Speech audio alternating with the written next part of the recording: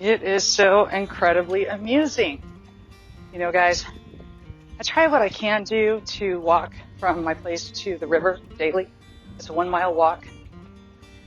And I might be looking over the property, seeing how it is, if there's people here.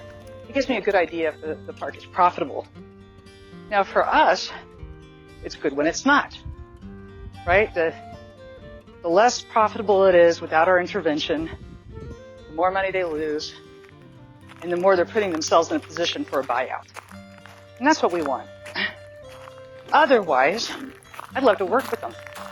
It's either give me the park, or let's work together. Because quite frankly, this is holy ground.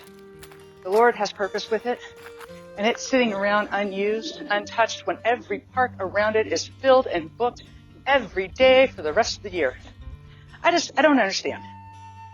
When people kick God out of churches, the government, businesses, they kicked him out of the park, and the place died. Nobody comes out here.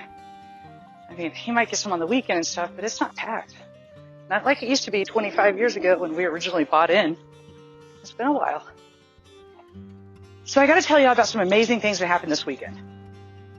I think you're really going to like this. First, I had my daughter. I don't always get my daughter on a weekend and have a vehicle and have the ability to go and do stuff. And we were able to. We went to the lake at a place that was even level from the parking to the lake. Because most places you have to, 100 feet up and down a hill to get there. So this was great. But when we got there, we found out there were a bunch of horse trailers. And my daughter's really big into hobby horse riding. So we set up the hobby horse riding stuff, and the horses came by, and they all made friends. And then my daughter Ripley was invited to go horseback riding bareback, which she had never done before. She thought that was just thrilling. And she got to speak to some real cowboys, cowgirls. And she got to ride them, and then we got to hang out after. And we have plans on meeting up again. What's really cool about this is that blessing for Ripley. I told her I am so excited for her having this experience. I'm just glad to be there to watch. But when we sat down for a snack and for a margarita at this Mexican restaurant that's right on the lake, Guadalajara, somehow we stumbled onto this girl having body lice. Ladies and gentlemen, this lady had exactly the same illness that we all have to fight. She's talking about sleeping in bathtubs. She's talking about covering herself in some kind of mayo concoction that has pesticides in. I was like, oh my God, I love you. You speak my language. You know us. You get us.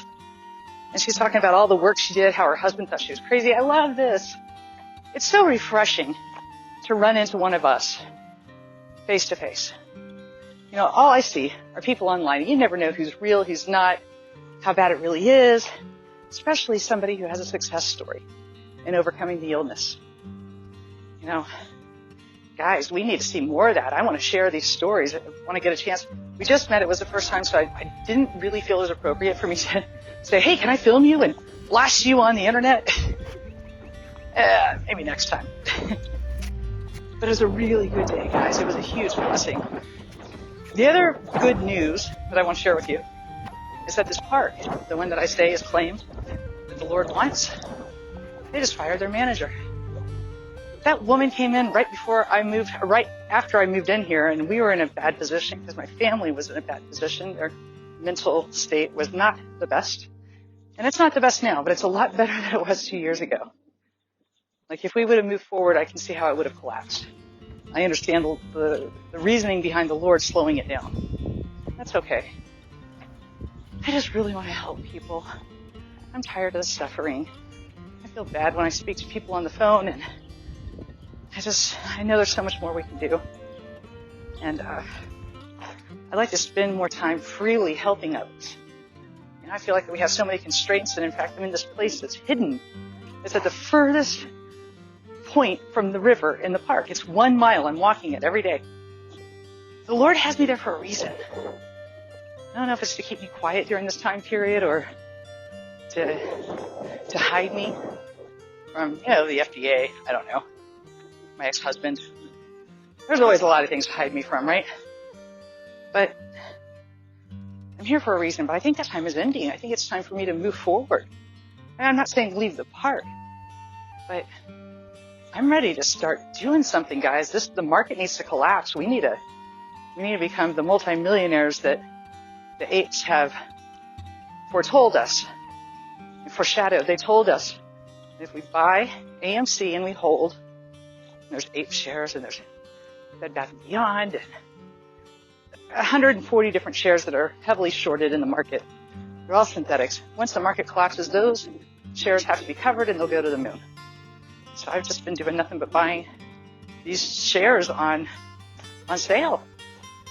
20 to $60 shares I'm buying for 20 cents. 20 to 60 cents. That's great. That's where we are. Okay, well, I just got home. I got some work to do. I will get with y'all a little bit later. I hope you have a great evening. I am so sorry for the suffering you're enduring. However, help is on the way. Just pray for us. Pray for our community. Pray that the Lord gives us this land. Pray that we get to walk together to the river, hand in hand, because we're well and we're healthy. Talk to you later. Have a good one. Bye.